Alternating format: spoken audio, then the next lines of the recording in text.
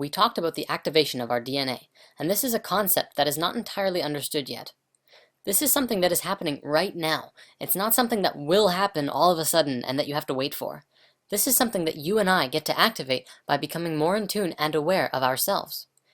If we're just sitting around saying, goodness, I'm stoked for my DNA to activate, but in the meantime, I'm going to keep eating at McDonald's and keep watching TV for 4 hours a day and keep on being a jerk to people I don't like, then don't expect yourself to experience any profound shifts.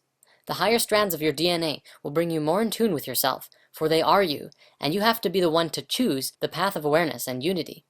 So higher strands of DNA, what does this really mean? The portions of the DNA chain that science has presently identified as the double helix represents only the surface portions of the chemical, elemental, and electrical components of the active DNA strands. Science has yet to understand the multidimensional spectra of DNA manifestation, though we are beginning to remember. The human DNA imprint will always appear from external analysis as a two-strand double helix configuration in 3 dimensions. What is not understood is that within the double helix there are, and will be progressively more, additional double helix strands which fuse together. As our understanding evolves into the multidimensional spectra, the understanding of the structure and function of DNA will progressively advance. A team of Russian researchers working with DNA started a project to progressively learn more about DNA by combining forces with linguists, and have dived into the unknown of the 90% of junk DNA which we currently embody. Their findings are evolutionary. According to them, our DNA is not only responsible for the construction of our body, but is also used as data storage and in communication. They learned that the 90% of DNA follows the same rules as all of our human language. The way that sentences, paragraphs, and chapters work in a book is the same way that our DNA works.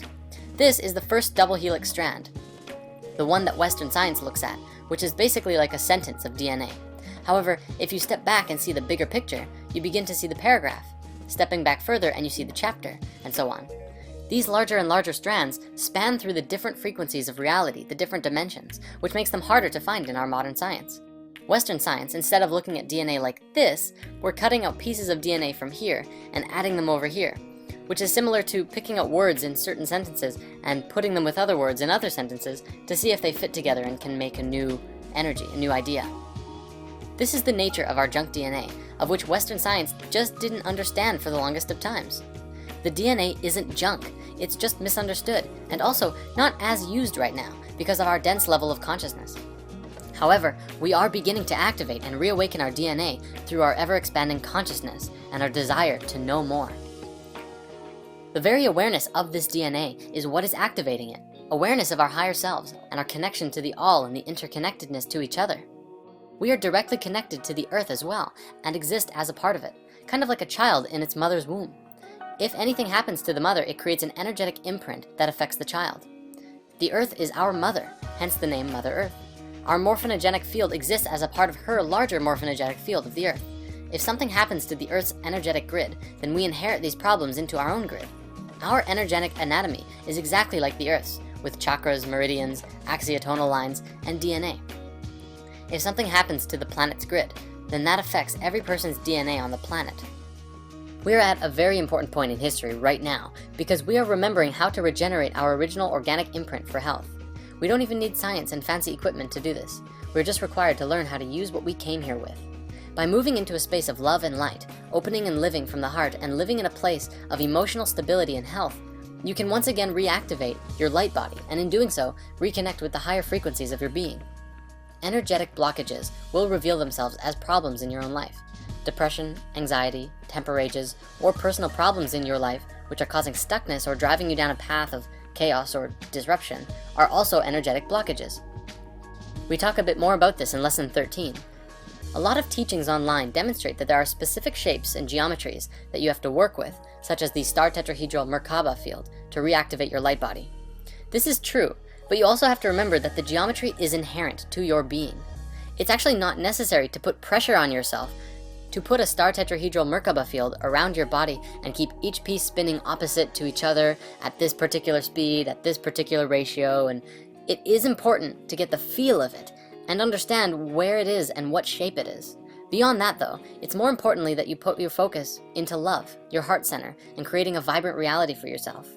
Realize that you are a creator and that the experiences that you are having are of your creations. Bring love into your life and all of those around you. The light body will reactivate when you are ready, and you will know when you are ready. My advice is also to work with sacred geometry. If it resonates with you, put conscious thought into understanding things like the yin-yang, the understanding of duality. You can also work with the Trinity, which is understanding mind, body, and spirit, or wisdom, understanding, and beauty. Then there's the 4 elements of creation. Earth is physical, air is mental, water are emotional, and fire is spiritual.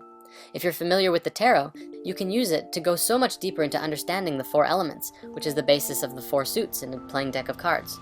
And the major arcana are the experiences that you go through, the toroidal field geometry, from the path to the Fool to understanding the all, from the singularity all the way around to the singularity. Beyond that, you can also try working with energies, meditate with crystals, go get Reiki, or practice Qigong. The more you work with them, the more receptive you become to feeling the energy fields all around you. The final thing I want to say is this: we are all one, and our DNA is connected. The process of DNA activation is as much a solo journey as it is a collective one. Through conscious conversation, getting in tune with your friends, and opening up your heart to those around you who you can trust will facilitate DNA activation within not just you, but those who you communicate with. Think of it like a big jigsaw puzzle, and everyone has a different piece of this puzzle. By simply communicating with them, hugging them, gazing into their eyes, listening to what they have to say, and sharing what you know with them, you will facilitate a transfer of energy. And that's just it. DNA activation is feeling, truly feeling more than you ever have before. There was a TED Talks by a man named Paul Zak who spoke about trust, morality, and oxytocin, the hormone that facilitated these feelings within. In my understanding, hormones like oxytocin are the 3rd-dimensional manifestation of these feelings and vibrations from the higher frequency, coming down into the physical body. Just as the heart organ is the physical manifestation of the source and center of your being and a different frequency as well. I will link you to this video, and ultimately what he concluded was that physical contact, hugging, holding hands, eye gazing, are some of the most important factors in awakening to your whole self. Opening up true feelings of trust and awareness of yourself and others is what's going to take us to the next level of human connection. For when we can look into another's eyes and see ourselves, that's when we know we're on the right track. Want to change the world? Paul's conclusion was 5 hugs a day, and make them count.